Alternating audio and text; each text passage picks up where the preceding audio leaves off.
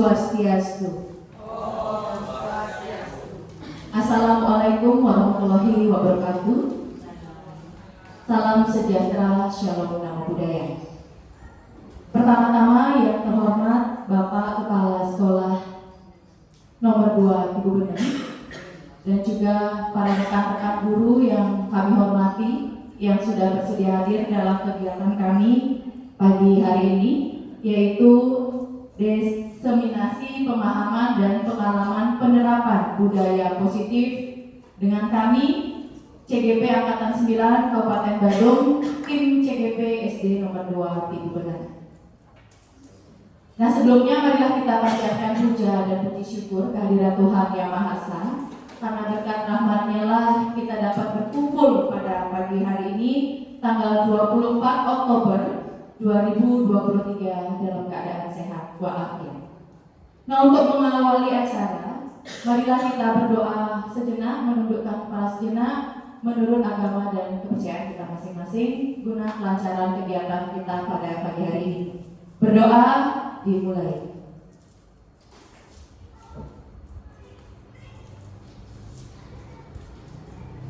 Berdoa selesai. Dan untuk selanjutnya adalah sambutan dari Bapak Kepala SD nomor 2 Ibu Bening. Baik, untuk Bapak yang persilahkan. Baik, terima kasih untuk pembawa acara pada hari ini Ibu Loli. Sebelumnya yang awali dengan pengatur Om Swastiastu. Wassalamualaikum warahmatullahi wabarakatuh. Salam sejahtera bagi kita semua. Namo Buddhaya, salam kebajikan, rahayu, rahayu, rahayu. Baik rekan-rekan semua, di hari yang berbahagia ini 6 teman kita dari CGP Angkatan 9 pada hari ini mereka akan mendiseminasikan aksi nyata dari modul 1.4 pemahaman dan pengalaman penerapan budaya positif.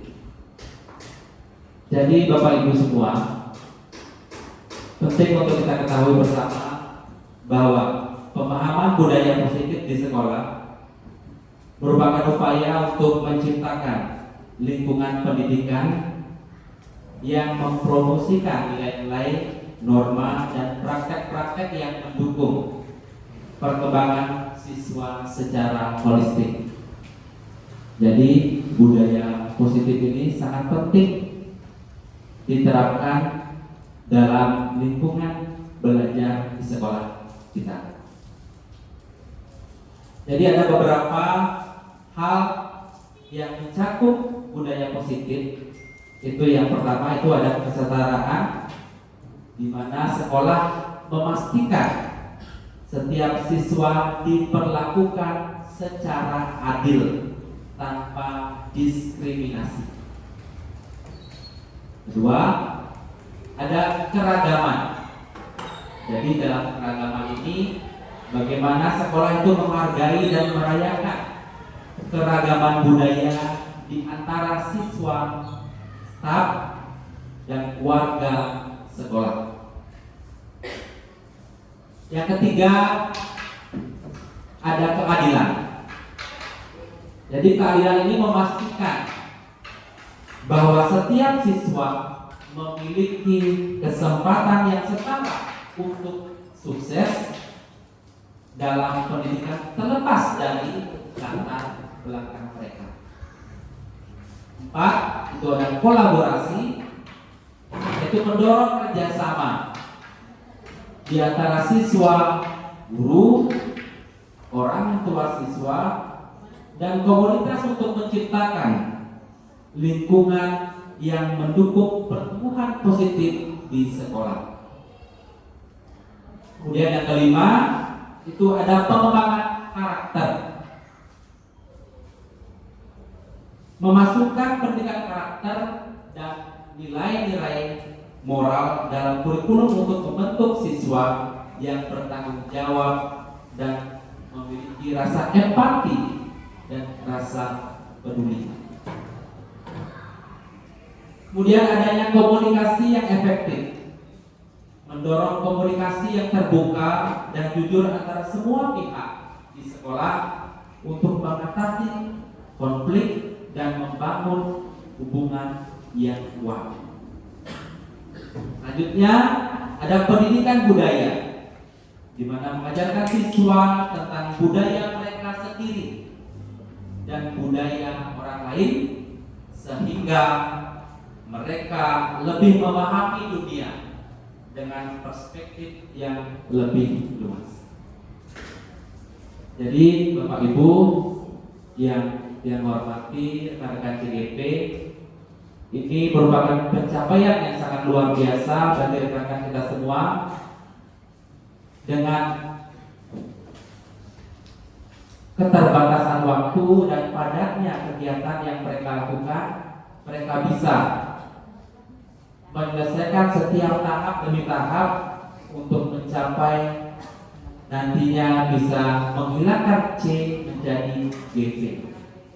Jadi dengan mempromosikan budaya positif di sekolah, mudah-mudahan nanti bisa menciptakan lingkungan yang mendukung pertumbuhan dan perkembangan siswa serta mempersiapkan mereka menjadi warga yang berpikir terbuka dan berempati dalam masyarakat yang beragam. Mungkin itu yang bisa kami sampaikan pada kesempatan ini. Kurang lebihnya kami mohon maaf yang sebesar-besarnya. Akhir kata kami akhiri dengan para sakti. Om Sakti Sakti Sakti. Assalamualaikum warahmatullahi wabarakatuh. Salam sejahtera bagi kita semua. Namo Buddhaya, salam kebajikan. Rahayu, rahayu, rahayu. Terima kasih.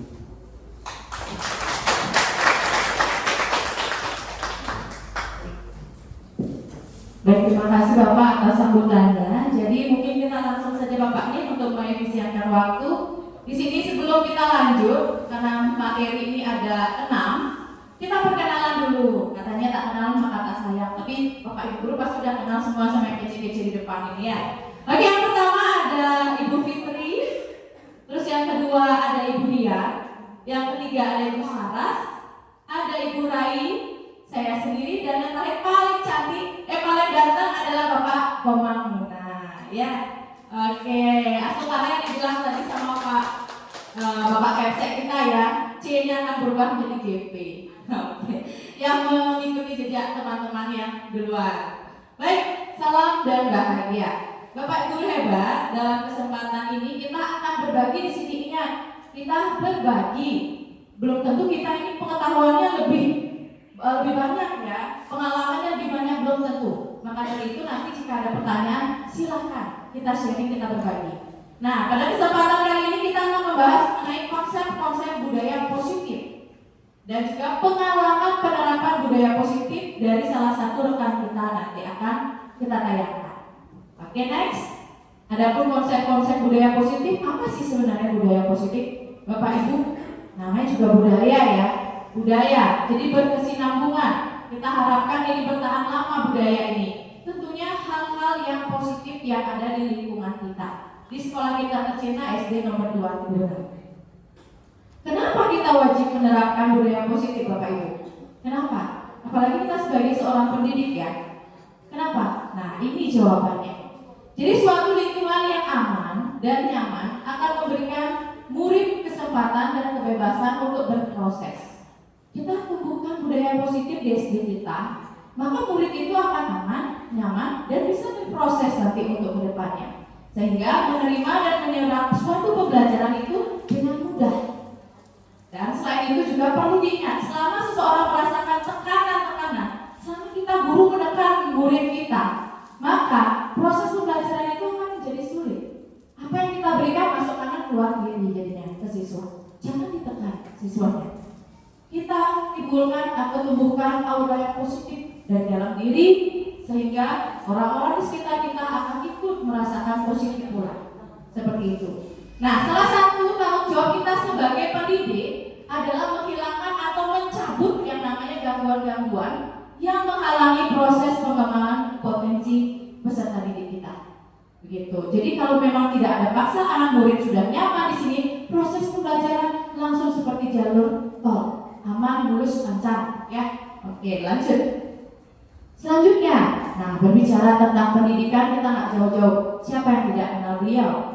Ya, beliau adalah Bapak Pendidikan Nasional yaitu Ki Hajar Dewantara. Menurut beliau, kita ambil contoh nih. Kita ambil contoh tumbuh-tumbuhan yang ditanami seorang petani. Apa yang ditanam oleh petani? Padi tentunya. Nah, di sini seorang pendidik juga bisa kita ibaratkan seorang petani yang menumbuhkan padi-padinya. Jadi ia dapat memperbaiki kondisi tanah, memelihara tanaman padi, memberi pupuk dan air, membasmi ulat-ulat serta jamur yang mengganggu kehidupan tanaman padi. Sama seperti kita. Murid kita adalah padi, petani adalah guru. Seperti itu. Kita basmi namanya gangguan-gangguan yang akan mencelakai murid kita. Basmi itu semua.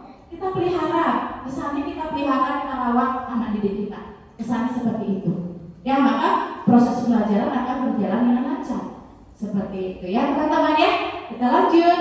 Nah, ini materi sebentar lagi yang kita akan sampaikan. Yang pertama, perubahan paradigma belajar.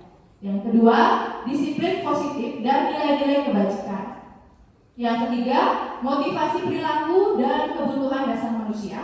Yang keempat, posisi kontrol guru. Nah, sebentar kita bisa ngecek nih, introspeksi diri, refleksikan di diri kita. Sebenarnya kita posisi kontrol yang di mana? Nah, saya menjadi guru penggerak baru tahu di posisi kontrol, jujur saja ya. Terus ada keyakinan kelas, di mana nanti kita di kelas menerapkan ke anak-anak, tumbuhkan yang namanya keyakinan kelas. Tidak ada kata dilarang ini, dilarang itu, tidak ada. Nanti kita akan coba lihat contoh keyakinan kelas yang tepat. Dan yang terakhir, segitiga restitusi. Nah, ini bahasanya agak high ya, jadi agak tinggi, restitusi. Nah, restitusi itu adalah pemecahan masalah. Kita akan membuat segitiga, nanti akan disampaikan oleh Bapak Koma yang ganteng itu. Jadi, segitiga restitusi gimana cara kita biar anak itu kalau ada masalah kita tidak langsung menghukum dia. Ya, coba nanti kita simak langsung ada penerapan atau praktek yang sudah dilakukan oleh Bapak Koma. Baik, untuk efisiennya waktu, Ibu, kita lanjutkan. Lagi satu slide, mungkin akan langsung di Ibu Fitri ya? Iya, ini dia Ibu yang pertama akan menyajikan mengenai perubahan paradigma belajar. Baik, Ibu Fitri, untuk waktu yang persilakan. Baik, mohon izin Bapak Salah dan teman-teman. Saya Ibu Fitri Dewi akan memaparkan materi mengenai perubahan paradigma belajar. Untuk menambah semangat kita pada pagi hari ini, saya akan mengajak Bapak Ibu untuk melakukan kegiatan ekspresi. Saya mohon Bapak Ibu untuk berdiri.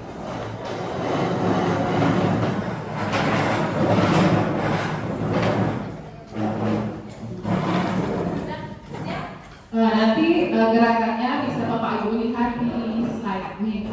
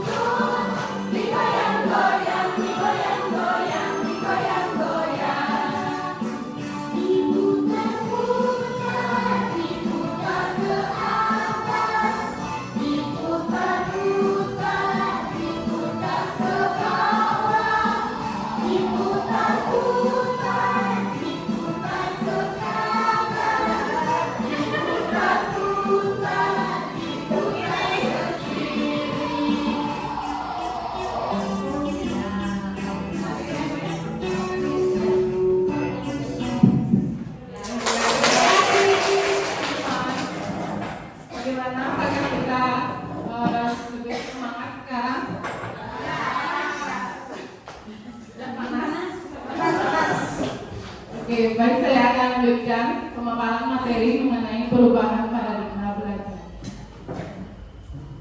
Apakah Bapak Ibu setuju dengan pernyataan berikut ini? Ya, saya ingin bertanya pada Bapak Ibu. Yang pertama mengenai hukuman dapat mendisiplinkan anak. Bagaimana Bapak Ibu? Apakah Bapak Ibu setuju atau tidak mengenai pernyataan yang pertama? Setuju atau tidak? Coba angkat tangan. Ya, setuju. Hukuman dapat mendisiplinkan anak. Ada yang ingin menyampaikan pendapatnya? Siapa yang ingin menyampaikan pendapatnya? Ibu Riri?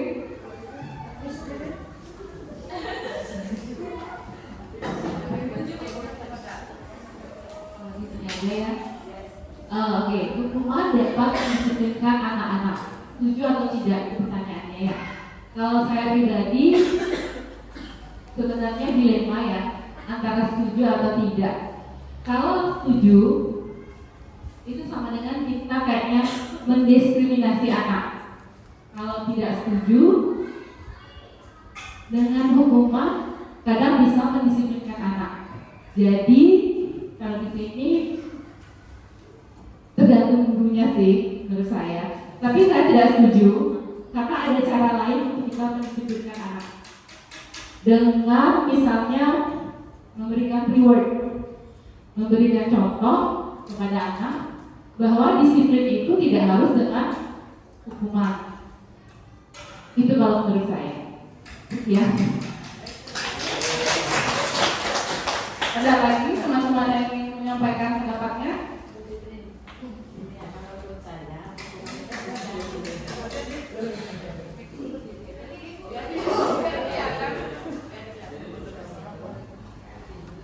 Terima kasih atas waktu yang diberikan.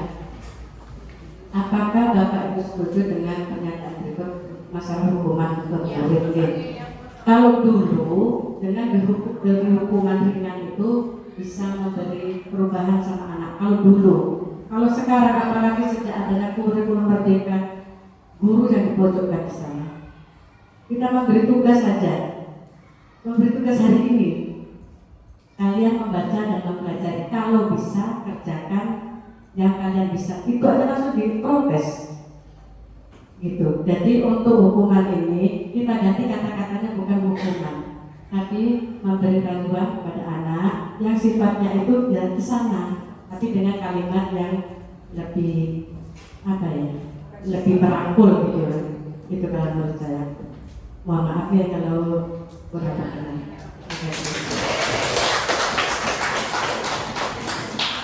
Ada lagi teman-teman?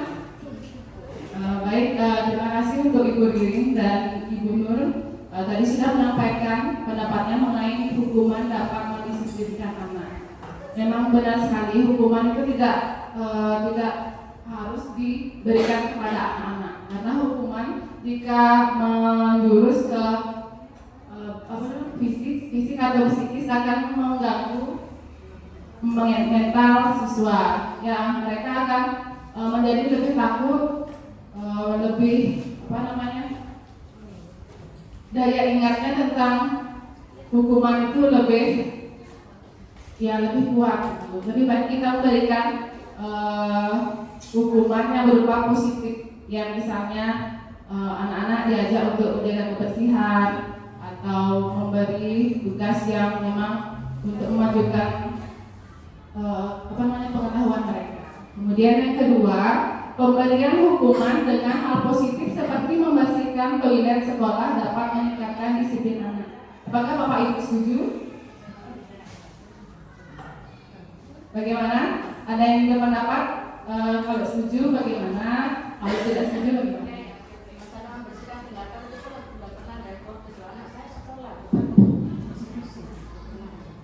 Baik, terima kasih waktunya. Pemberian hukuman dengan membersihkan toilet itu kayaknya sudah nggak zaman untuk, apalagi pada kurikulum merdeka ya. Orang tua juga kayaknya zaman sekarang itu tidak mengizinkan anaknya untuk melakukan hal-hal seperti itu. Jadi kalau menurut saya sih tidak setuju. Mungkin pemberian sanksi itu yang lebih mendidik mereka. Misalnya kalau memang muridnya nakal sekali, kita bisa jadikan dia ketua kelas mungkin di kelasnya. Jadi dia akan mempunyai tanggung jawab untuk menjaga kelasnya. Karena kalau sudah nakal pasti dia ditakuti oleh teman-temannya. Jadi kalau sudah dia yang menjaga, memerintah, teman-temannya pasti akan ikut. Mungkin seperti itu ya. Sekali lagi saya tidak setuju kalau anak-anak yang misalnya melakukan kesalahan kita memberikan hukuman untuk membersihkan toilet itu karena kurikulum saat ini. Terima kasih. Mungkin teman-teman ada yang mengatakan? Teman-teman apakah ada yang menambahkan dari pendapatnya Ibu Rai?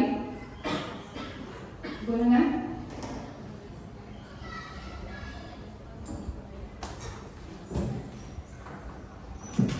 Ya, baik, terima kasih atas waktu dan kesempatannya.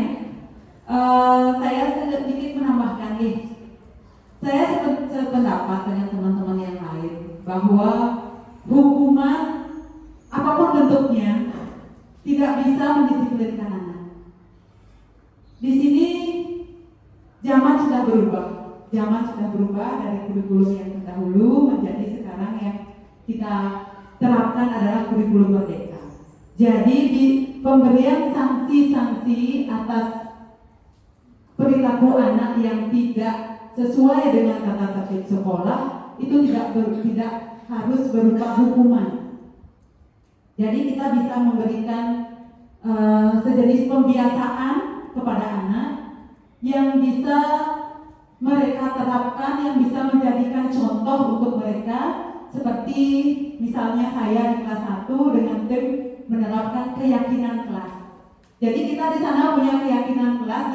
Di keyakinan kelas itu kita berusaha untuk mengantisipasi atau di sana sifatnya mencegah agar anak-anak tidak sampai melakukan perbuatan-perbuatan yang tidak sesuai dengan tata tertib sekolah kita.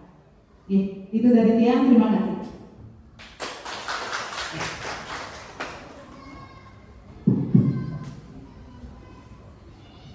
Baik, terima kasih untuk Ibu Rai dan Ibu Nengan untuk pendapatnya. Ya, saya juga setuju bahwa pemberian hukuman dengan hal positif seperti membersihkan toilet sekolah dapat meningkatkan disiplin itu tidak setuju.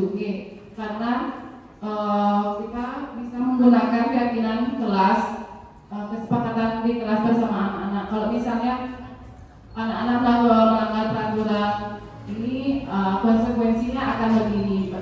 Kita akan memberikan kesepakatan kepada anak-anak, tidak memberikan hukuman yang memberatkan dan bisa mengganggu mental dan pengetahuan anak-anak. Selanjutnya, memberi penghargaan dapat meningkatkan motivasi belajar anak. Apakah Bapak Ibu setuju atas pernyataan itu? Alasannya kenapa? Kenapa Bapak Ibu setuju atas pernyataan tersebut?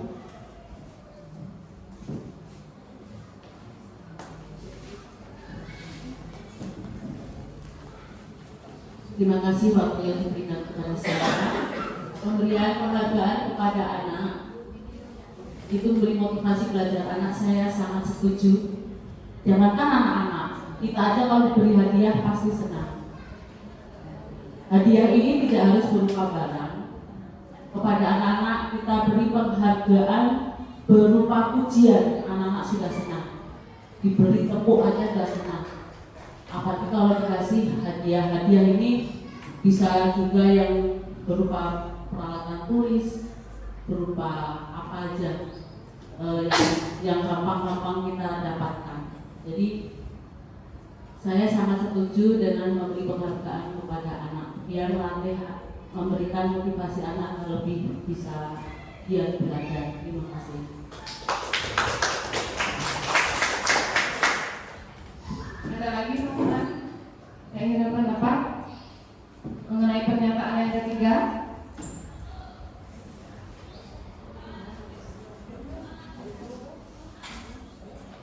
Ada lagi?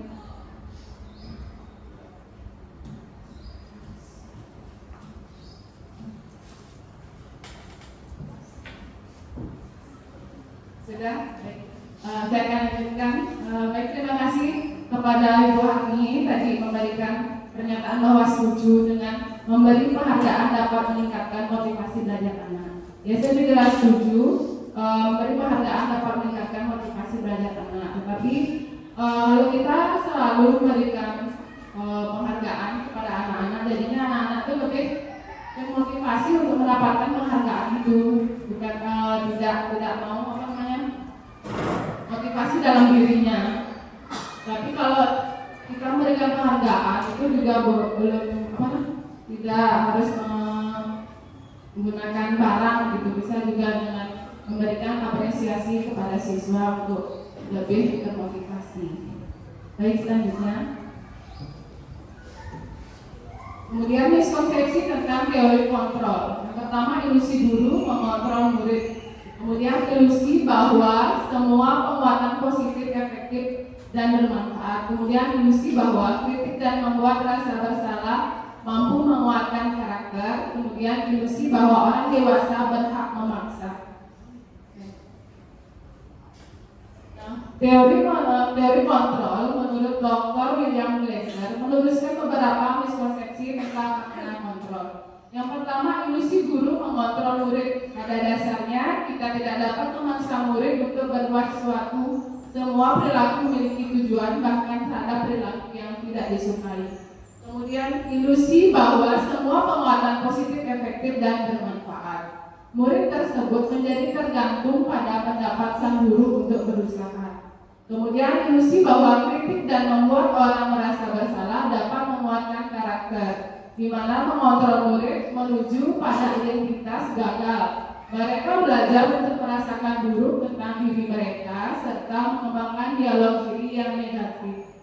Kemudian ilusi bahwa orang dewasa memiliki hak untuk memaksa, artinya perilaku memaksa tidak akan efektif untuk jangka waktu panjang dan sebuah hubungan permusuhan akan terbentuk. Nah, bagaimana seseorang bisa berubah dari paradigma stimulus respon kepada pendekatan teori kontrol?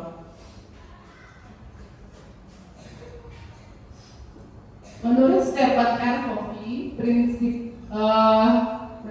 dia berpendapat bahwa bila kita ingin membuat kemajuan, perlahan, sedikit-sedikit ubahlah sikap atau perilaku Anda. Namun, bila kita ingin memperbaiki cara utama kita, maka kita perlu mengubah kerangka acuan kita. Ubahlah bagaimana Anda melihat dunia, bagaimana Anda berpikir tentang manusia, ubahlah paradigma Anda, skema pemahaman, dan penjelasan aspek-aspek tertentu tentang realitas. Perubahan paradigma stimulus respon kepada pendekatan teori kontrol sebagai berikut. Yang pertama, stimulus respon realitas atau kebutuhan kita sama. Kemudian teori kontrolnya realitas, kebutuhan kita itu berbeda. Kemudian semua orang melihat hal yang sama. Teori kontrolnya setiap orang memiliki gambaran yang berbeda. Kemudian kita mencoba mengubah orang agar berpandangan sama dengan kita. Teori kontrolnya kita berusaha memahami pandangan orang lain tentang dunia. Kemudian perilaku buruk dilihat sebagai suatu kesalahan. Teori kontrolnya semua perilaku memiliki tujuan. Kemudian orang lain bisa mengontrol saya. Teori kontrolnya hanya Anda yang bisa mengontrol diri Anda sendiri. Kemudian saya bisa mengontrol orang lain. Teori kontrolnya Anda tidak bisa mengontrol orang lain. Kemudian pemaksaan ada pada saat bujukan gagal. Teori kontrolnya kolaborasi dan konsensus menciptakan pilihan-pilihan baru. Kemudian yang terakhir model berpikir menang atau kalah. Teori kontrolnya model berpikir menang. Baik, kemudian perubahan paradigma belajar bahwa kita ketahui sekarang kita menggunakan kurikulum merdeka, di mana kurikulum merdeka itu ada dimensi profil pelajar Pancasilanya. Yang pertama, beriman, bertakwa kepada Tuhan Yang Maha Esa dan berharap mulia. Kemudian mandiri, bernalar kritis, kreatif, bergotong royong dan berkebinekaan global. Kemudian pembelajaran yang berorientasi pada penguatan kompetensi dan pengembangan karakter yang sesuai dengan nilai-nilai Pancasila, profil belajar Pancasila. Kemudian yang kedua, praktik pembelajaran yang berpusat pada murid, yang mana setiap murid belajar sesuai dengan kebutuhan dan tahap perkembangan secara terdiferensiasi. Baik, Bapak Ibu, demikian materi yang dapat saya sampaikan. Selanjutnya akan dilanjutkan oleh rekan saya, Ibu Widow Diantari. Terima kasih.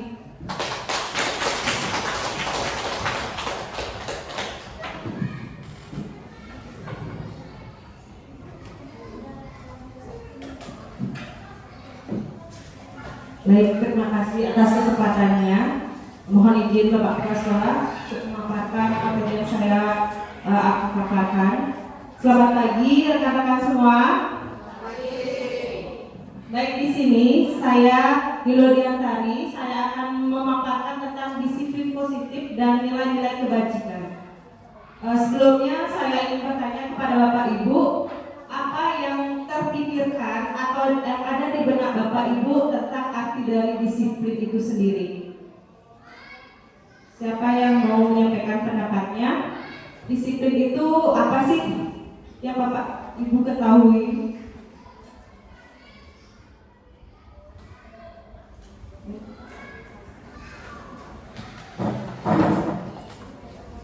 Terima kasih. Menurut saya disiplin itu adalah kebiasaan baik yang dilakukan secara terus-menerus dan berulang-ulang untuk membentuk karakter yang baik dan menjadi anak disiplin.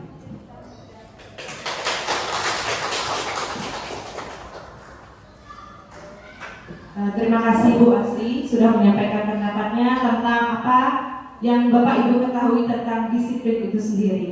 Ada pendapat yang lain dari rekan-rekan?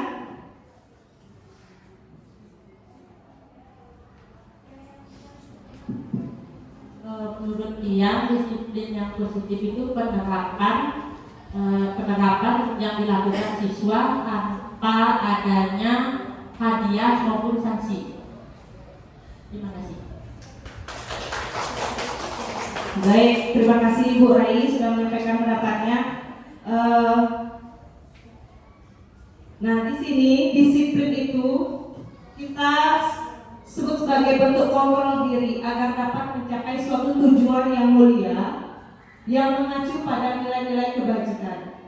Di sini kesadaran melakukan sesuatu tanpa adanya soggokan, ancaman atau hukuman.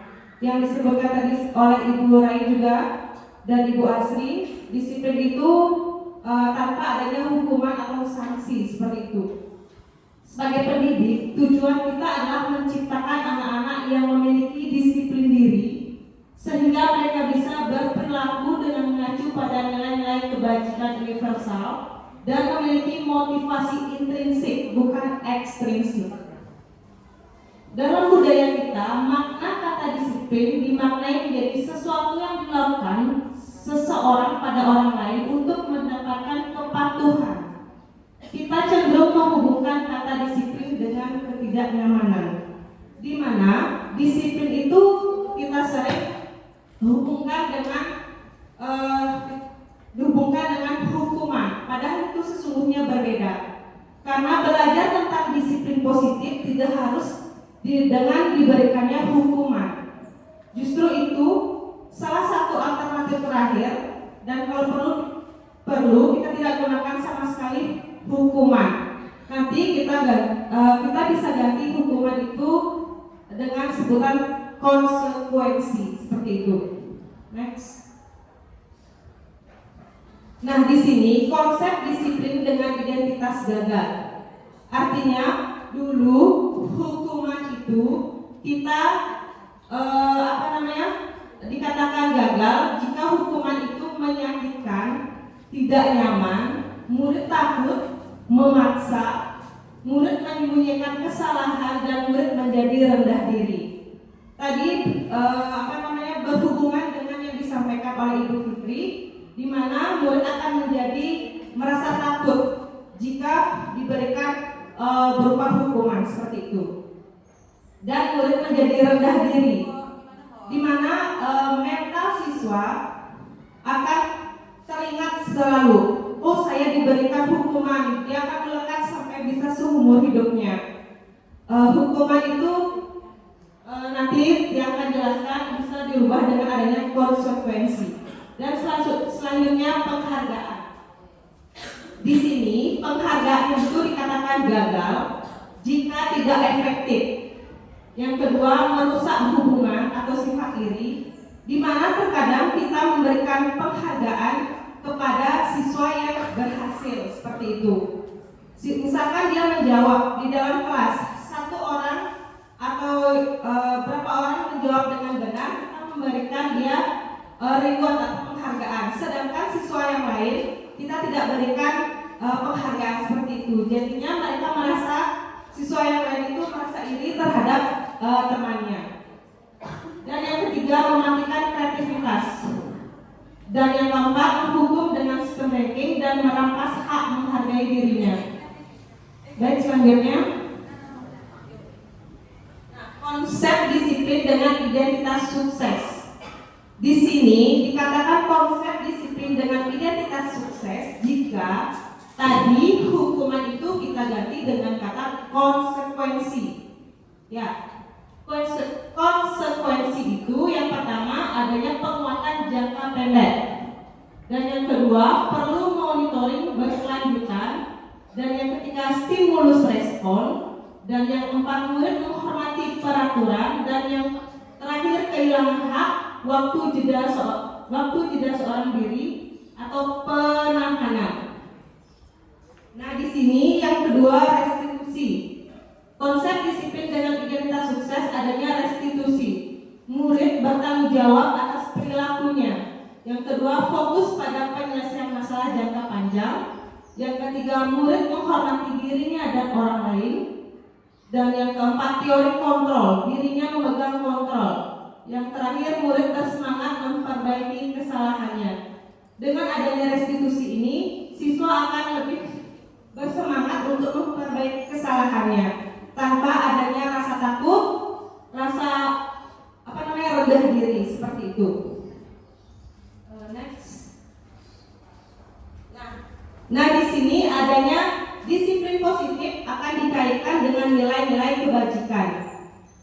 Nilai-nilai kebajikan adalah sifat-sifat positif manusia yang merupakan tujuan mulia yang ingin dicapai setiap individu. Seperti yang telah dikemukakan oleh Dr. William Glasser pada teori kontrol, menyatakan bahwa setiap perbuatan memiliki suatu tujuan. Nah, apa yang kita lakukan pasti kita memiliki tujuan. Apa tujuan kita seperti itu? Jadi, nilai-nilai kebajikan yang diyakini seseorang, maka motivasi intrinsiknya akan terbangun, sehingga menggerakkan motivasi dari dalam untuk dapat mencapai tujuan yang diinginkan. Jika kita memiliki tujuan, maka dalam diri kita akan muncul keinginan untuk mencapai apa yang kita harapkan, seperti itu. Di sini ada contoh nilai kebajikan institusi atau organisasi. Di sini saya paparkan hanya 3. Yang pertama itu adalah profil pelajar Pancasila. Di dalam profil pelajar Pancasila yang sudah kita ketahui bersama, adanya nilai kebajikan yang beriman dan bertakwa kepada Tuhan Yang Maha Esa, dan berakhlak mulia, berkebinekaan global, gotong royong, mandiri, kreatif, dan bernalar kritis. Dan di organisasi yang kedua, Ibu Primary Years Program atau PYP, di situ nilai kebajikannya adalah toleransi, rasa hormat, integritas, mandiri, menghargai, antusias, empati, keingintahuan, kreativitas, kerjasama, percaya diri, dan komitmen. Dan nilai kebajikan pada organisasi keterampilan hidup atau life skill, di situ ada dapat dipercaya, lurus hati, pendengar yang aktif, tidak merendahkan orang lain, dan memberikan yang terbaik dari dirinya. Nah, di sini setiap beberapa organisasi atau institusi memiliki nilai-nilai kebajikan yang berbeda-beda, tetapi tujuannya yaitu sama, untuk mencapai suatu tujuan yang diinginkan oleh institusi institusi atau organisasi itu. Misalkan di sekolah, nilai kebajikan apa yang kita akan inginkan dalam peserta didik yang kita bisa lihat dalam profil pelajar Pancasila itu. Di situ ada berbagai nilai-nilai kebajikan. Mungkin kita tidak bisa sekaligus untuk mencapai nilai-nilai kebajikan tersebut. Kita bisa ambil 2, 3, bahkan bisa 1 dulu yang kita fokuskan nilai kebajikan apa yang akan kita munculkan atau dengan budaya positif yang mana, seperti itu. Baik, itu saja tentang yang saya paparkan tentang disiplin positif dan nilai-nilai kebajikan. Selanjutnya saya ingin mengajak Bapak Ibu untuk melakukan ice breaking, tapi tidak ada videonya. Ya, saya menggunakan tepuk. Begini, jika ada kata tepuk dan tangan, Bapak Ibu baru mengikuti apa yang saya katakan. Tepuk dan tangan. Jika tidak ada kata tepuk dan tangan bersamaan, tidak usah dilakukan seperti itu. Tepuk tangan.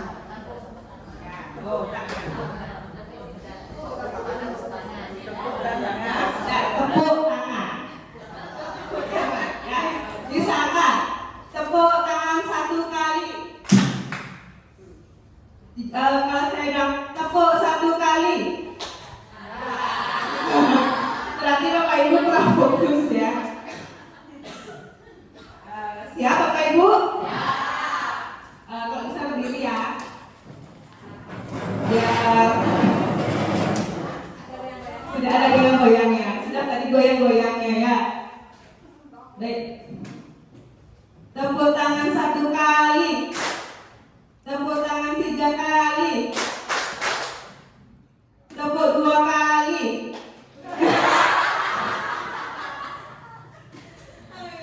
Ibu, ayo fokus lagi sekali ya.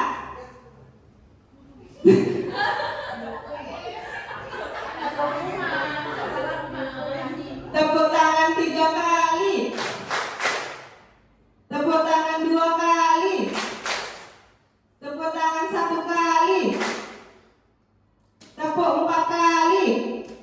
Oke. Semua sudah benar, sudah fokus. Berarti sekarang bisa dilanjutkan oleh rekan saya, Ibu Niluh Ayu Sarastuti, tentang motivasi perilaku dan kebutuhan dasar manusia. Terima kasih.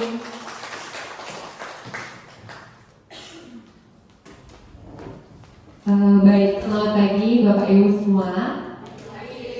Terima kasih atas waktunya.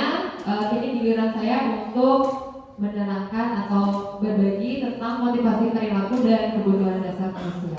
Jadi selama kita menjadi pendidik, pasti kita itu sering bertemu dengan anak-anak yang suka melanggar atau ketemu dengan anak-anak yang suka terlambat dan bertemu dengan anak-anak yang bermasalah lainnya. Jadi di tahap ini kita akan mempelajari tentang kenapa sih anak-anak itu bisa melakukan perilaku seperti itu. Silakan. Oke, jadi sebelumnya saya ingin tahu apakah pernah di antara kita itu melakukan sesuatu agar mendapatkan senyuman dari orang lain. Sekedar senyuman. Kita dandan misalnya kalau waktu masih ABG, waktu masih seperti itu. Jadi kita pasti pernah melakukan sesuatu untuk menarik perhatian orang lain. Bukan hanya lawan jenis, tetapi sesama jenis pun kita juga ingin diperhatikan. Seperti itu.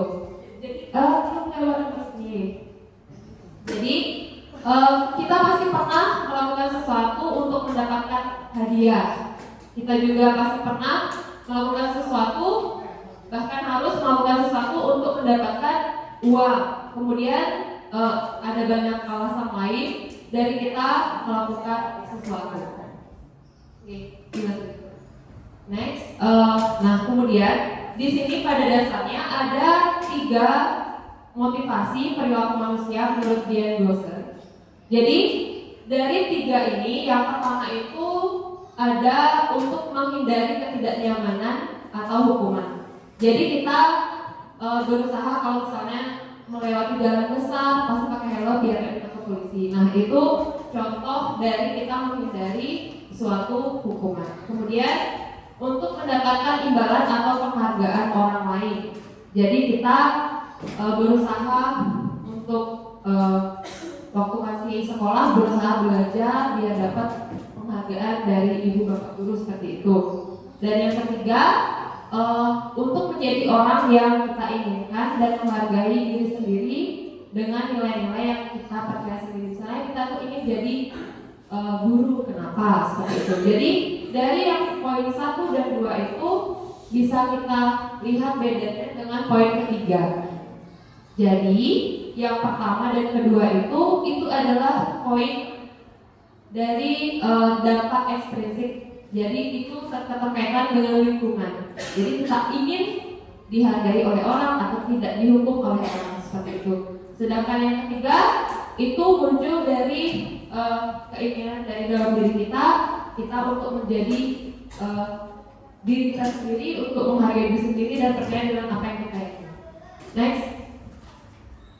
Nah, jadi untuk level motivasi yang kita harapkan, level motivasi yang kita harapkan itu sebagai seorang pendidik, khususnya itu sebagai pendidik hendaknya kita itu dapat mengubah motivasi eksternal.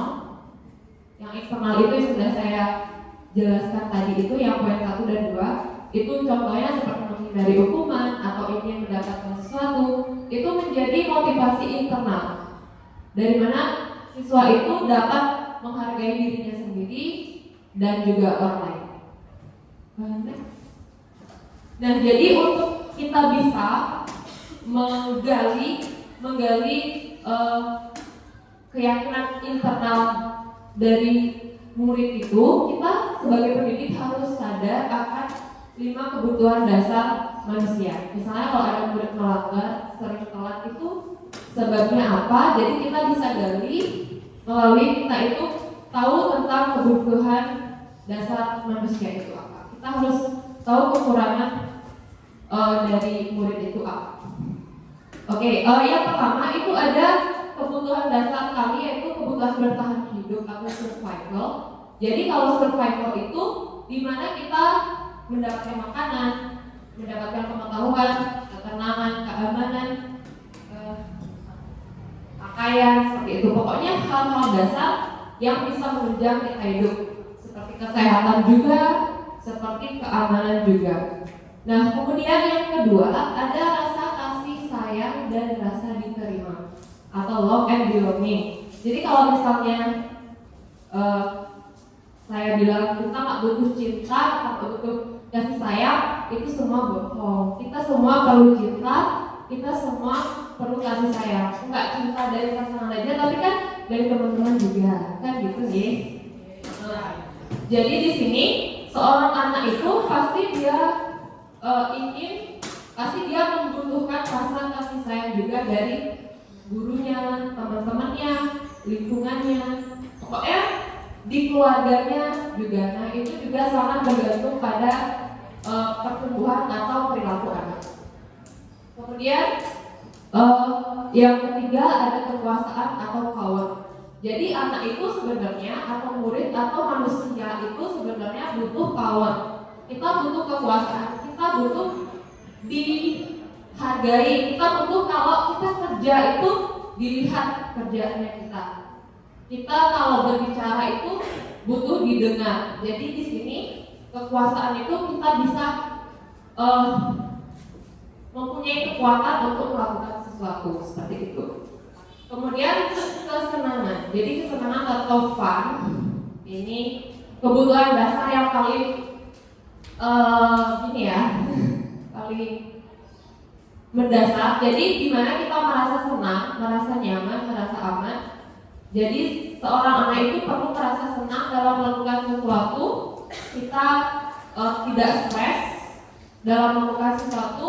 Kalau misalnya anak-anak yang kebutuhan akan kesenangannya itu bermasalah, misalnya di keluarga atau misalnya di sekolah dia dibully aja terus, jadi otomatis dia nggak punya kesenangan. Kenapa dia jadi nggak punya kesenangan? Mungkin powernya dia kurang. Terus kenapa powernya dia kurang? Mungkin dia selama ini nggak berusaha jadi belajar dengan baik sehingga nilai-nilainya seperti itu. Memang semuanya berkaitan. Kemudian yang terakhir itu ada kebebasan atau freedom. Jadi murid di sini harus harus memiliki rasa bebas untuk mempunyai pilihan. Jadi dia bisa memilih sendiri, kemudian mengambil keputusan sendiri tanpa digerakkan oleh perasaan atau pikiran orang lain seperti itu. Jadi 5 kebutuhan dasar ini sangat mendasari perilaku murid-murid kita. Jadi gimana caranya untuk mengelola kelima kebutuhan dasar ini tadi akan dijelaskan selanjutnya oleh rekan saya yaitu Ibu Raiwidia. Baik, sekian Ibu Raiwidia.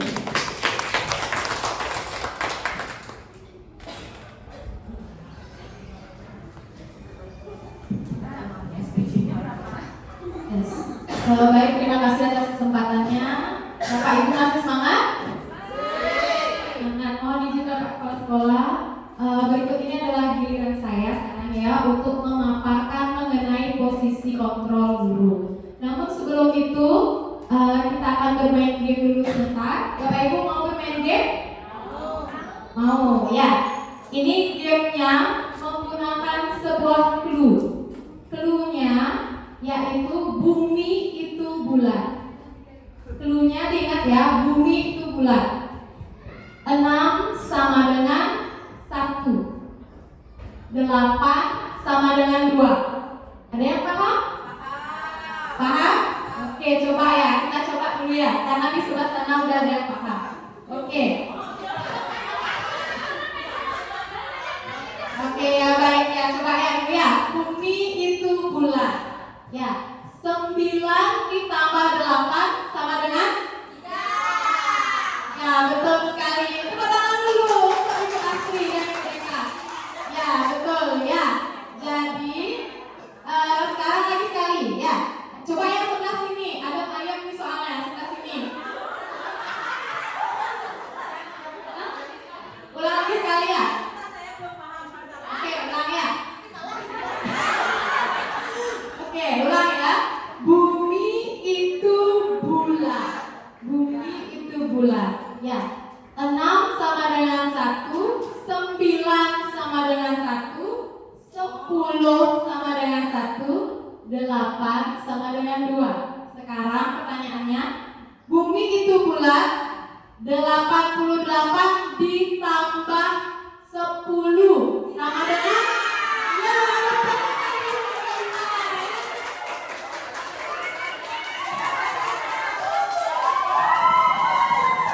Sudah mengerti Bapak Ibu?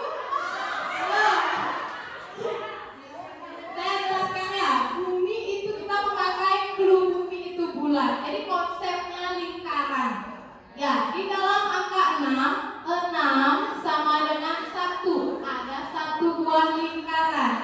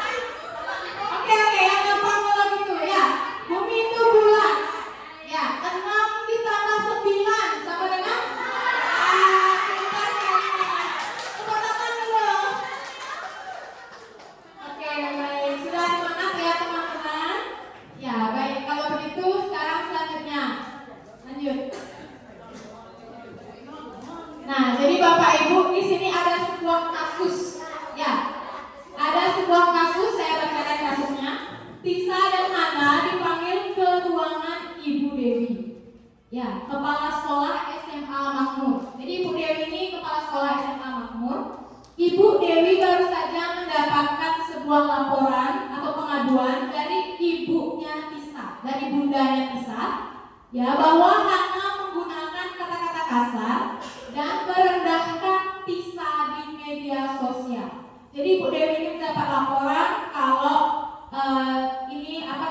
si Hana ini merendahkan Tisa. Dia menggunakan kata-kata kasar di sosmed, ya, di media sosial. Jadi bisa dibilang dia dibully lah, seperti itu. Nah, sekarang pertanyaannya, bila Anda adalah seorang kepala sekolah, penerapan disiplin apakah yang akan Anda lakukan untuk kasus Hana dan mengapa? Ya, saya minta salah satu dari rekan-rekan untuk menyampaikan pendapatnya. Apabila Anda menjadi seorang kepala sekolah, posisikan diri Anda sebagai kepala sekolah. Jadi nanti penerapan disiplin apa yang akan Anda lakukan untuk kasus yang seperti itu? Apa yang dilakukan bila ada salah seorang siswa kalian itu mengalami kasus seperti itu? Ya, siapa yang bisa? Ada ibu-ibu? Siapa yang ingin berpendapat? Coba satu orang untuk menyampaikan pendapatnya. Bu Lia, silakan.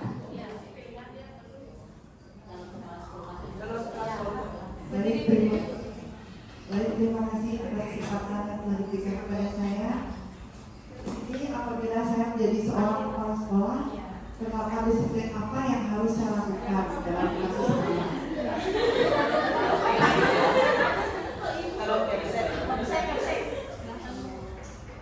Saya akan memanggil anak tersebut dan memberikan sesuatu.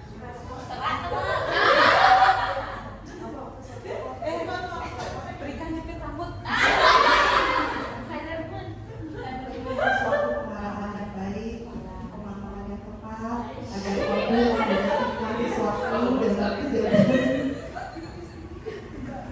ini yang saja ya, terima kasih. Terima kasih untuk Ibu Lia sudah menyampaikan pendapatnya. Ada lagi yang ingin menambahkan?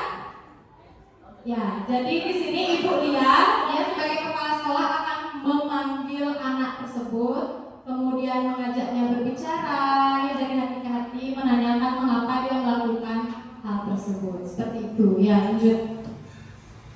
Nah, baik, di sini ada 5 posisi kontrol. Ya, posisi kontrol guru yang pertama yaitu adalah sebagai penghukum. Yang kedua, membuat orang merasa bersalah. Ya, yang ketiga ada teman, kemudian keempat memantau, dan yang terakhir sebagai manajer. Nah, kita sebagai guru pasti kita pernah melakukan salah satu dari 5 posisi kontrol ini. Ya, namun sebagai guru dari kelima posisi kontrol ini, posisi manakah? Lanjut. Nah, posisi manakah dari 5 kontrol tersebut yang sering kita lakukan? Kira-kira kita sering melakukan yang mana? Coba dipikir dulu. Ya, ini dia 5 posisi kontrol guru. Yang pertama itu adalah posisi sebagai penghukum. Ya, dimana penghukum ini seorang penghukum bisa menggunakan hukuman fisik maupun verbal. Pasti kita pernah melakukan hal itu. Ya, yang kedua sebagai pembuat orang merasa bersalah. Ya, pada posisi ini biasanya guru akan bersuara lebih lembut. Dalam posisi ini kita biasanya membuat anak itu merasa bersalah. Kita lembut suaranya.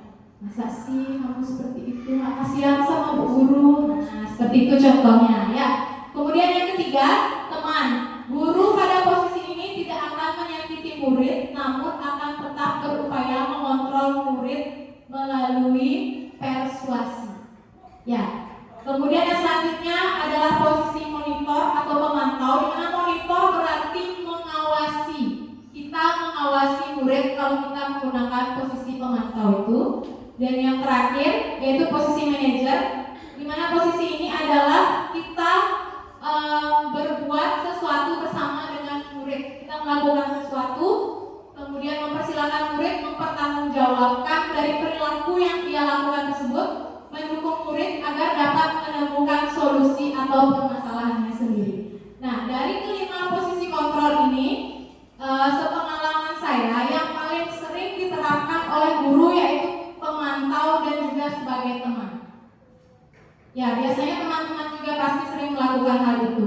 Namun dari kelima posisi kontrol guru, ini yang paling baik sebetulnya yang kita terapkan adalah posisi kontrol sebagai manajer. Ya, seharusnya kita dapat menerapkan itu. Ya, di mana kita itu berbuat sesuatu bersama dengan murid. Ya, kita akan membuat murid tersebut, misalnya dia melakukan kesalahan, kemudian kita mencari tahu dan dia bisa menemukan solusi dari permasalahannya itu. Itu adalah posisi manajer. Ya, baik. Sekian dari saya. Untuk selanjutnya akan disampaikan oleh rekan saya. Terima kasih banyak.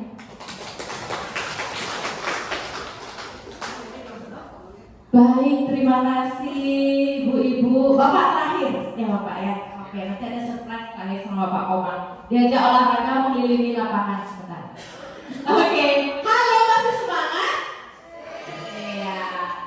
Tinggal saya sama Bapak Komang aja. Oke. Ini ada kaitannya Bapak Ibu. Tadi posisi kontrol kan sudah ya. Jadi yang kita harapkan di sekolah kita bangun posisi kontrol yang terakhir, yaitu manajer.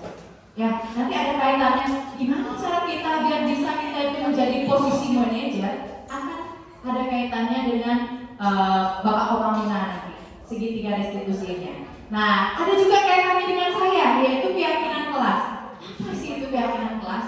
Saya tahu guru-guru SD 2 sudah menempel kesepakatan kelas di kelas masing-masing. Dulu istilahnya kesepakatan kelas, sekarang keyakinan kelas. Oke, next. Baik, untuk keyakinan kelas, mengapa dikatakan keyakinan kelas? Kenapa tidak peraturan saja? Peraturan kelas saja pakai gimana? Kenapa? Karena itu berbeda Bapak Ibu. Keyakinan kelas itu akan memotivasi secara intrinsik dari dalam, dari kesadaran siswa sendiri. Kalau kita lebih ke peraturan, ya kali hanya menaati peraturan aja siswanya masuk. Jadi bukan dari dalam dirinya.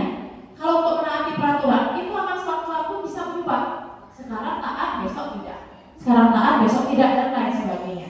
Sedangkan kalau dia pakai dengan istilah keyakinan kelas, artinya dia sudah punya keyakinan diri, sadar diri, kemauan diri sendiri dari dalam dirinya. Ya, oke, ya Bapak Ibu ya. Kita lanjut. Nah, mengapa kita mematuhi peraturan menggunakan helm saat mengendarai sepeda motor di jalan? Seperti contohnya. Terus yang kedua, mengapa kita mematuhi peraturan memakai masker dan mencuci tangan setiap saat ini saat zaman COVID? Ya, kita lanjut. Next. Nah, inilah perbedaannya keyakinan dan peraturan. Mengapa kita memiliki peraturan memakai helm Bapak Ibu saat mengendarai sepeda motor? Untuk apa? Untuk keselamatan. Selain itu sebenarnya ada lagi. Pak, saya tilangnya polisi. Ya, itu. Terus yang kedua, mengapa kita memiliki peraturan menggunakan masker dan mencuci tangan setiap saat? Nah, yang penting itu untuk apa? Untuk kesehatan, supaya kita tidak terkena wabah penyakit waktu zaman COVID. Sekarang pun kita wajib sebenarnya masih seperti itu Bapak Ibu, melihat kondisi lingkungan kita sekarang. Ya, lanjut. Selanjutnya, nah ini dia tahapan membuat keyakinan kelas. Saya yakin di SD 2 tidak ada yang belum mempunyai keyakinan kelas atau kesepakatan kelas. Semua 19 kelompok pasti sudah punya. Yang pertama, kita akan membuat keyakinan kelas ini yang bersifat lebih abstrak daripada peraturan. Jadi yang lebih rinci dan konkret, yang nyata. Nah, keyakinan kelas ini berupa pernyataan-pernyataan secara umum saja, universal. Terus, pernyataan kelas ini juga senantiasa dibuat dalam bentuk positif. Jangan ada kata larangan di dalamnya. Dilarang makan saat pembelajaran. Nah, jangan seperti itu. Itu masih mengandung kata dilarang yang kesannya negatif. Kita ubah. Nanti kita ubah.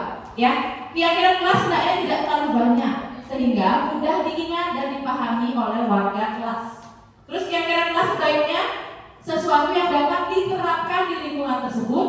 Semua warga kelas hendaknya ikut berkontribusi dalam pembuatan keyakinan kelas.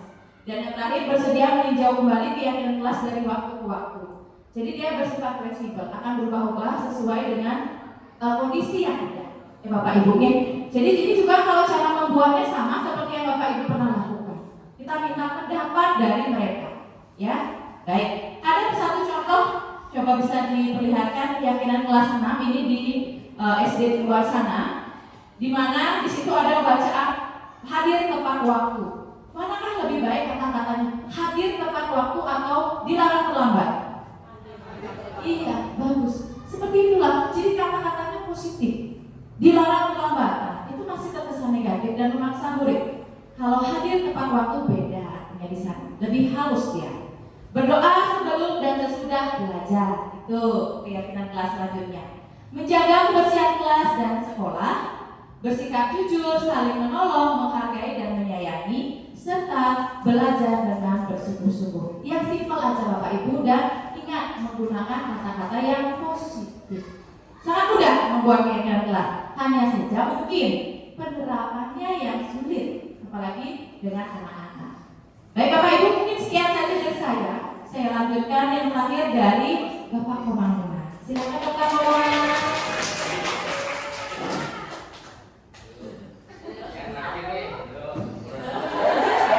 Mohon izin Pak Bayi serta rekan-rekan semua yang ingin berbagi di sini tentang segitiga restitusi. Nah, jadi sebelum kita memulai, biar Bapak Ibu tidak tegang, biarkan saya sendiri yang tegang nih. Baik, ini berdoa sama Pak Bayi yang tegang di sini. Oke, sebelum kita mulai, kita peregangan terlebih dahulu ya, agar rileks. Lakukan apa yang saya katakan. Lakukan apa yang saya katakan. Bapak Ibu bisa menaruh HP-nya terlebih dahulu. Kita peregangan terlebih dahulu ya. Baik, silakan tarik napasnya, atur napasnya. Fokus ya. Silakan tangannya, keduanya ke depan, remas-remas. Keduanya ya, kecil-kecil ya, kecil-kecil. Kemudian nih tangannya ya. Tepuk boleh ya, biar bagus ya. Kemudian kepalanya diremas-remas kepalanya, biar tidak tegak, kaku napasnya. Kemudian dagunya ya.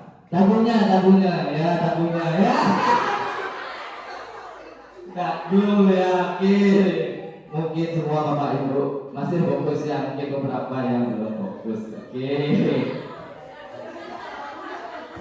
Oke, kita mulai saja sesi yang terakhir, yaitu segitiga restitusi. Nah, jadi ini terkait dengan bagaimana kita menghadapi anak didik kita yang melanggar, bagaimana kita seharusnya menyikapi jika ada peserta didik kita yang melanggar. Nah, jadi segitiga restitusi itu adalah suatu proses dialog yang dijalankan oleh guru atau orang tua agar dapat menghasilkan murid yang mandiri dan bertanggung jawab.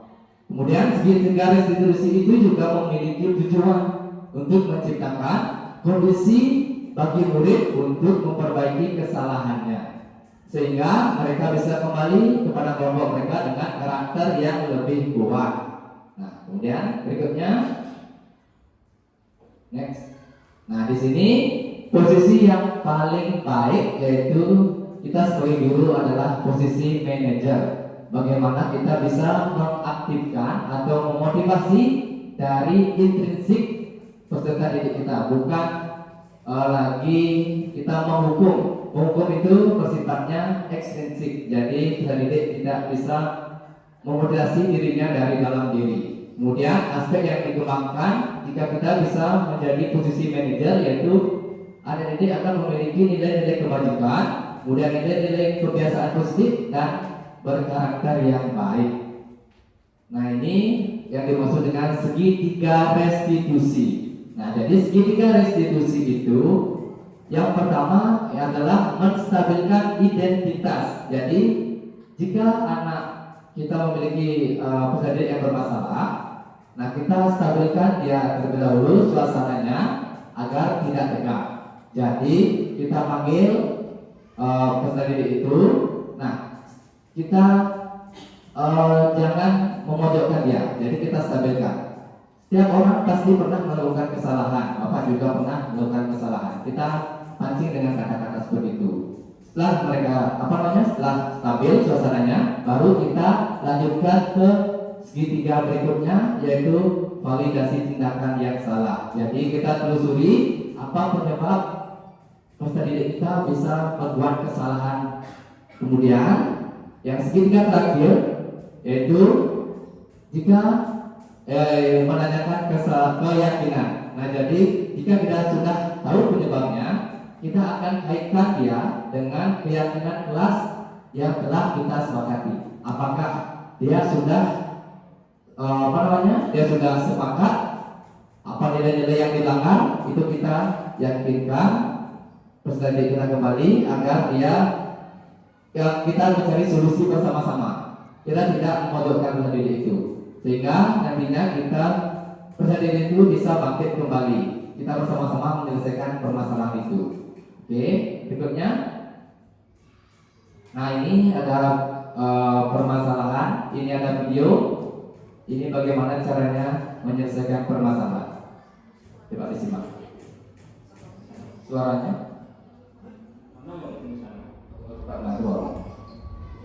Kesel pak, kesel banget. Masa aku dikatain tukang fitnah pak? Ya aku marah lah.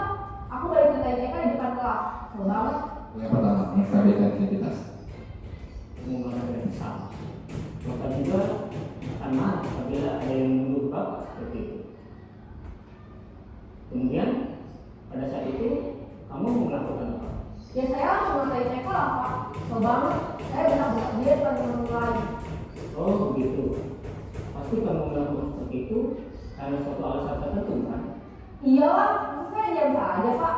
Ya saya bela diri lah. Masa saya dituduh tukang fitnah? Ya wajar lah. Mempertahankan harga diri itu sesuatu yang penting buat kamu. Untung kamu tidak begitu gagal lagi. Hanya membentak-bentak. Iya pak. Untung saya masih bersabar dan hanya membentak saja. Sudah lulus padahal saya pasti bela diri lah. Ya pasti ya. Tapi kamu memilih untuk tetap bertahan dan bersabar. Kamu memilih untuk tidak berbuat lebih parah lagi. Iya. Nah, sekarang coba kita lihat lagi tindakan kamu yang mendapat kita. Tindakan kamu itu kira-kira sesuai dengan keyakinan kelas atau prinsip kamu tidak? Enggak lah pak. Capek pak jadi pemarah. Jadi keyakinan atau prinsip mana yang sesuai dengan keinginan kamu? Ya, saya sebenarnya sangat menghargai orang lain. Mungkin saat itu saya menjadi emosi, jadi tidak menunjukkan sikap itu. Kamu meyakini tidak? Menghargai orang lain itu penting buat kamu? Yakin lah pak. Iya, setuju.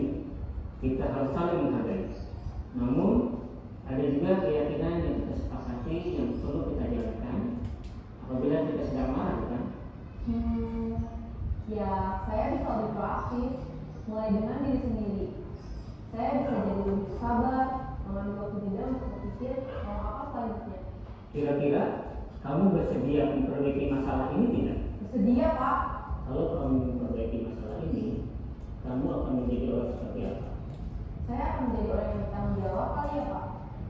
Dan senantiasa proaktif. Iya, menurut kamu bagaimana rasanya menjadi orang seperti itu? Ya nyaman lah, bangga bisa bersabar dan menahan diri. Baiklah kalau begitu. Yuk kita pikirkan bagaimana memperbaiki masalah ini. Sudah? Nah, itu sedikit cuplikan tentang ada peserta didik yang bertengkar di kelas. Nah, jadi intinya kita sebagai peserta didik, sebagai guru itu harus menanyakan keyakinan. Jadi kita harus mengaitkan keyakinan kelas yang kita sepakati agar peserta didik itu bisa timbul dari dalam dirinya untuk sadar, untuk memperbaiki kesalahannya. Tidak lagi kita menghukum murid tersebut. Kemudian, nah di sini saya jelaskan kembali yang sisi yang pertama yang paling bawah itu adalah menstabilkan identitas. Nah jadi di sini peserta didik itu kita berperan menggeser identitas murid dari identitas yang gagal menjadi identitas yang sukses. Kemudian jangan mengkritik peserta didik yang sedang mengalami identitas yang gagal. Nah di sini ada beberapa pernyataan yang bisa kita tanyakan atau yang kita bisa utarakan kepada peserta didik kita yang mengalami permasalahan. Nah, jadi kita bisa yang pertama, membuat kesalahan adalah sesuatu yang wajar. Manusia tidak ada yang sempurna. Kita bisa memperbaiki masalah ini. Saya tidak menanyakan kesalahannya, tapi fokus untuk memperbaiki permasalahan ini. Apakah saat ini kamu tengah menjadi orang yang baik untuk dirimu sendiri? Nah, itu bisa kita tanyakan pada proses menstabilkan identitas yang pertama. Kemudian lanjut yang sisi yang kedua. Sisi kedua adalah validasi tindakan yang salah. Sisi kedua, validasi tindakan yang salah. Nah, di sini guru akan bergeser menjadi pemikiran stimulus respon menjadi proaktif. Jadi kita di sana menggali permasalahan tadi itu diakibatkan dari apa. Jadi kita gali di sana dengan pertanyaan-pertanyaan dengan nada yang tidak menghakimi. Kemudian ada pun pertanyaan-pertanyaan atau pernyataan yang bisa kita ajukan, yaitu kamu bisa saja bertindak lebih gegabah dari hari ini. Kemudian kamu bukan melakukan tanpa suatu alasan tertentu. Pasti ada alasan yang menyebabkan kamu bisa melakukan hal ini. Kemudian kamu melakukan karena mempertahankan suatu yang penting bagimu. Kemudian mungkin kamu bisa mempelajari suatu perilaku yang baru yang lebih efektif. Bersediakah kamu mempelajarinya atau memperbaikinya? Seperti itu. Itu yang bisa kita tanyakan pada validasi tindakan yang salah. Kemudian yang terakhir, sisi yang ketiga, yaitu menanyakan keyakinan. Nah, di sini adalah sisi yang ketiga. Sini menurut teori kontrol menyatakan bahwa pada dasarnya kita termotivasi secara intrinsik.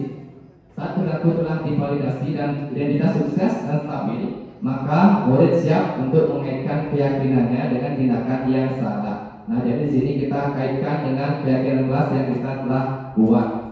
Itu ada pertanyaan yang bisa kita ajukan sebagai keluarga atau kelas. Apa yang kita yakini? Nah, kita kaitkan dengan keyakinan kelas. Nilai-nilai apa yang telah kita sepakati? Kemudian seperti apa gambaran kelas yang ideal bagi kamu? Nah, kamu ingin jadi orang seperti apa? Hal-hal seperti itu yang bisa kita tanyakan pada menanyakan keyakinan kelas itu sendiri. Kemudian, hal-hal yang perlu diperhatikan dalam segitiga restitusi adalah perilaku yang salah perlu dikaitkan dengan nilai-nilai atau keyakinan-keyakinan yang telah disepakati atau yang disetujui. Kemudian kesediaan orang yang melakukan kesalahan untuk memperbaiki permasalahan. Kemudian pemecahan masalah sebisa mungkin relevan untuk memiliki hubungan dengan masalah yang ada. Perlu adanya suatu usaha perbaikan dari pihak yang berbuat kesalahan. Kemudian yang terakhir adalah perlu dedikasi waktu dari pihak yang berbuat kesalahan. Tanyakan kapan akan mulai dilakukan usaha untuk memperbaiki masalah itu sendiri. Kemudian, di sini adalah tujuan dari penerapan segitiga restitusi itu. Dengan penerapan segitiga restitusi diharapkan guru dapat menerapkan posisinya sebagai manajer dengan mengajukan pertanyaan-pertanyaan bermakna yang dapat membuat murid menjadi lebih percaya diri, bertanggung jawab, dan mandiri.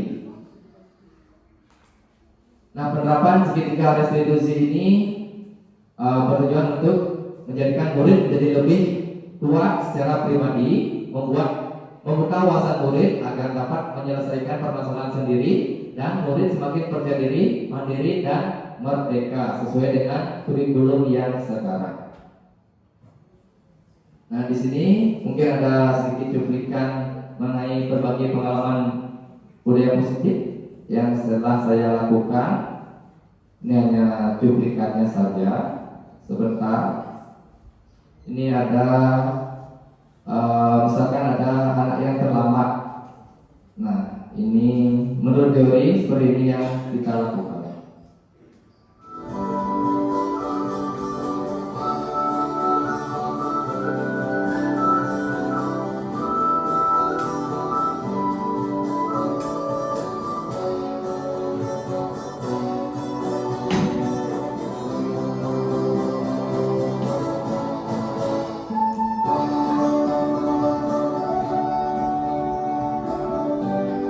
Di sini ada murid yang terlambat.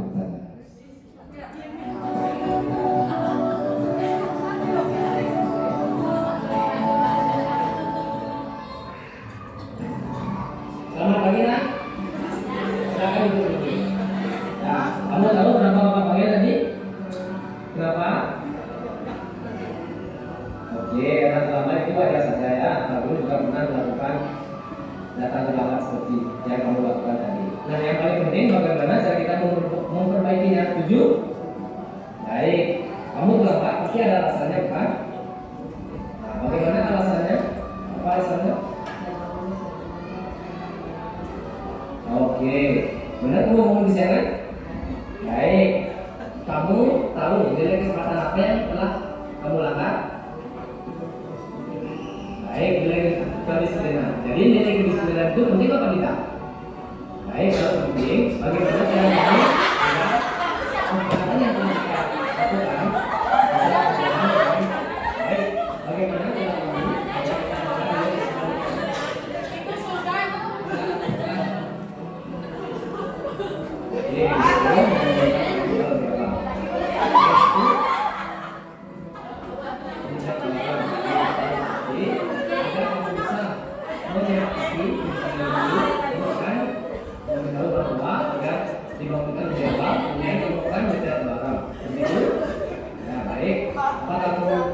berjanji pada dirimu sendiri agar tidak terlambat lagi. Baik, bagaimana cara ya?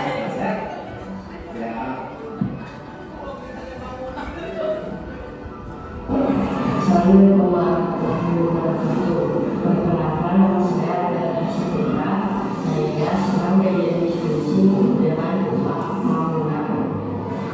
Wassalamualaikum warahmatullahi wabarakatuh.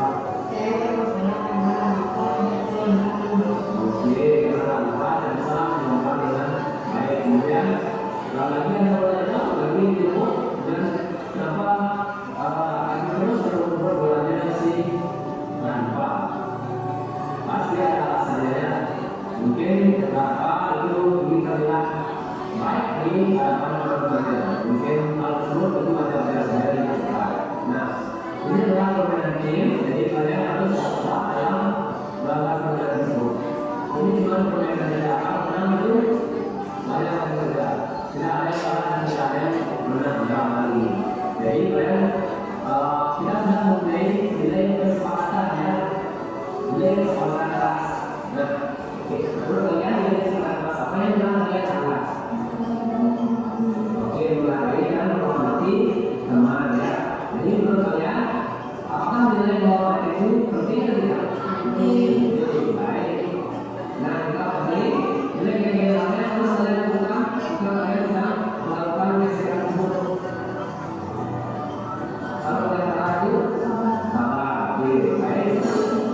Kalau kalian bersabar, jika kalian melakukan sesuatu itu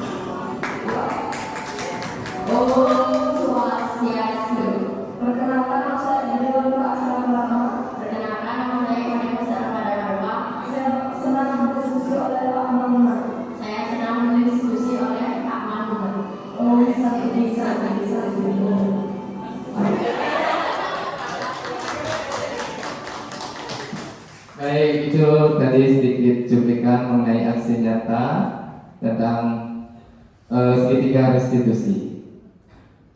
Nah, mungkin sekian dari saya. Tiang aturkan pantun. Buah nanas, buah leci, dicampur gula enak sekali. Cukup sekian presentasi dari kami. Yang aturkan para Mas Santi. Om Santi, Santi, Santi. Oh. Sedangkan pengajar praktik saya adalah Ibu Deputu Swandewi SPG. Ibu Bapak Guru hebat, pada video kali ini saya akan Baik, sudah ya, sudah habis ya. Oke, sebelum menutup kegiatan pada pagi hari ini mungkin ada yang mengganjal Bapak Ibu, apa yang perlu ditanyakan terkait dari pemaparan 1 sampai 6. Silakan, mungkin kita langsung berbagi aja, kita sharing di sini. Ada yang ingin bertanya? Ya, silakan Ibu Asri.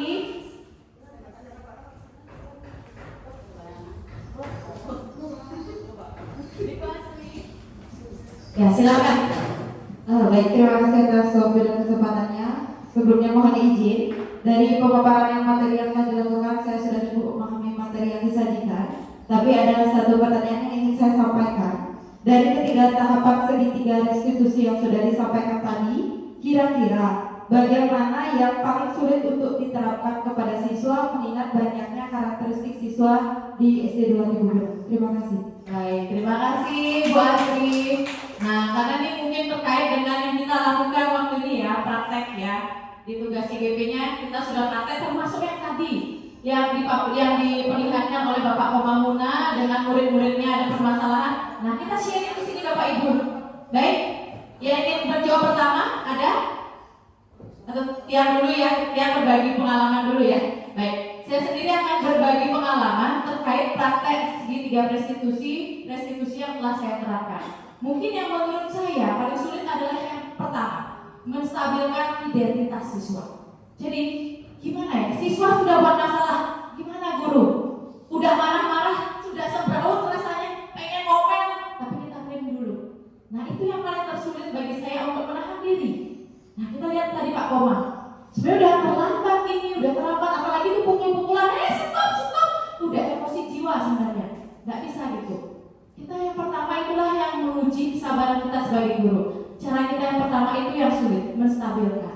Gimana sebenarnya kata-kata yang cocok untuk menstabilkan siswa. Gimana buat siswa itu biar tidak merasa ketakutan di awal untuk menyampaikan diri apa alasan dia melakukan permasalahan tersebut. Seperti itu yang menurut saya pertama yang sulit, menstabilkan identitas. Menghaluskan kata-kata kita, kesabaran kita di awal diuji di sana. Itu menurut saya yang sulit ya. Nah, untuk rekan-rekan saya, mungkin ada hal lain, tahapan lain yang merasa sulit bagi mereka, silakan. Ada? Oke, sama artinya ya, kebanyakan di depan. Ya Bapak Ibu, mungkin Bapak Ibu juga baru tahu, oh ternyata yang saya lakukan selama ini sudah segitiga restitusi. Pertama saya ngasih tahu dulu murid, tanya dulu murid, kenapa melakukan itu nak? Begitu ya. Seperti itu. Sebenarnya Bapak Ibu sudah melakukan itu, sudah tahap juga gini menanyakan itu perbuatan yang salah apa benar sih nak? Sudah, Bapak Ibu pasti sudah melaksanakan itu. Dan yang ketiga, kamu tahu perbuatan apa sebenarnya yang kamu langgar kalau kamu lakukan permasalahan itu? Nah, sebenarnya Bapak Ibu sudah melakukan itu, hanya saja istilahnya kita baru mengenal sekarang. Sama seperti kita di sini ya, masih perlu banyak belajar. Baik, begitu saja. Mungkin ada pertanyaan lain? Ya, silakan Ibu Nila, mic-nya mumpung di sana. Iya, silakan. Iya, baik. Ya, silakan berdiri Ibu Nila biar dilihat. Baik, selamat pagi. Ya, selamat mohon pagi. maaf sebelumnya karena suara saya masih lost entah kemana. Ini masih serak-serak sedikit. Iya. Baik, mohon izin untuk teman-teman CGP Angkatan 9. Di sini saya tadi tertarik sekali dari pemaparan Ibu Ayu Sarastuti ya, di mana itu tentang motivasi perilaku dan kebutuhan dasar manusia. Yang di sini yang saya sangat tekankan yaitu kasih sayang dan kebebasan. Nah, untuk peserta didik kita ini Bu, kasih sayang di rumah pasti sudah pasti. Yang menjadi kunci kita sebagai pendidik di sekolah itu adalah ada kata kebebasan. Karena kita banyak menemukan kasus, baik kebebasan itu untuk siswa silahkan mau berdemonstrasi apalah, tetapi di rumah yang menjadi masalah kita adalah kebebasan siswa di sekolah menurut yang sendiri itu benar-benar berlebihan sekali. Ya karena apa? Ada suatu kasus kemarin mungkin sudah kita dengar, mempertahankan diri di sekolah kita harus melawan. Itu kebebasan yang diberikan untuk bertahan hidup mungkin ya, seperti yang dimotivasi hidup. Nah itu yang ingin kita berbagi di sini. Kita sebagai pendidik itu sebaiknya kita bagaimana ya? Apakah kita dengan orang tua lah atau apa kita sebagai pendidik? Bagaimana seharusnya dengan kata kebebasan siswa itu, dan juga kasih sayang apakah terlalu berlebihan kasih sayang sehingga anak itu benar-benar menurut saya zaman sekarang agak arogan lah anak-anak. Itu saja yang tanyakan, mohon untuk berbagi. Terima kasih ya. Terima kasih Bu Mila. Wah luar biasa sekali pertanyaan Bu Mila. Ya sesuai kenyataan yang ada di sekolah ya. Baik, untuk Ibu Ayu silakan. Oke, terima kasih atas pertanyaannya Ibu Mila. Jadi di sini tidak kita pungkiri juga kalau zaman now itu anak-anak itu lebih ngerasa lebih merdeka, lebih bebas gitu. Itu memang mungkin terkait dengan perkembangan zaman, dipengaruhi juga oleh sosial media dan sebagainya. Nah, jadi kalau di sini rasa bebas, jadi 5 kebutuhan dasar manusia itu tentang kebebasan itu sebenarnya kebebasan itu vital sekali ya. Jadi dimana kita bisa bebas berekspresi, bebas mengeluarkan pendapat, bebas melakukan apa saja. Tapi kalau lingkupnya di dalam sekolah, menurut dia kita itu nggak boleh lepas juga dari apa yang kita yakini gitu. Jadi kita harus sesuai visi sekolah kita juga dengan profil pelajaran Pancasila kita juga nggak boleh dilanggar. Jadi kita memberikan kebebasan kepada siswa tapi tetap ada jalur-jalurnya. Jadi misalnya kalau memang dia sudah keluar dari jalur yang kita sepakati di sekolah, keluar dari visi kita, jadi kita bisa melakukan segitiga restitusi tadi. Kita harus bertanya, kita menggali mengapa dia bisa sebebas itu, melenceng itu, seperti itu. Ya, jadi penyelesaiannya kembali pada segitiga restitusi yang tadi, seperti itu. Mungkin teman-teman ada yang ingin menambahkan? Oke, bagaimana Ibu Mila? Oke, terima kasih. Baik, jadi intinya seperti itu ya Bapak Ibu ya. Apapun itu silakan anak-anak bebas, asalkan bebas di jalurnya, di hal yang positif lah, artinya tidak melenceng jauh. Dan jika pun ada permasalahan, mari kita mencoba untuk tetapkan diri kita sebagai pendidik di posisi kontrol manajer dan selesaikanlah secara segitiga restitusi. Begitu ya. Mungkin itu saja yang dapat kami paparkan. Kita juga sudah melewati waktu kurang lebih hampir 2 jam. Terima kasih banyak saya ucapkan mewakili yang ada di depan atas partisipasi aktifnya di sini. Kita sama-sama belajar Bapak Ibu. Oke. Baik, jika ada salah kata saya mohon maaf dan terima kasih. Saya tutup dengan prantos nanti. Om Santi Santi Santi Om. Wassalamualaikum warahmatullahi wabarakatuh. Salam sejahtera, shalom, namo budaya, dan selamat pagi.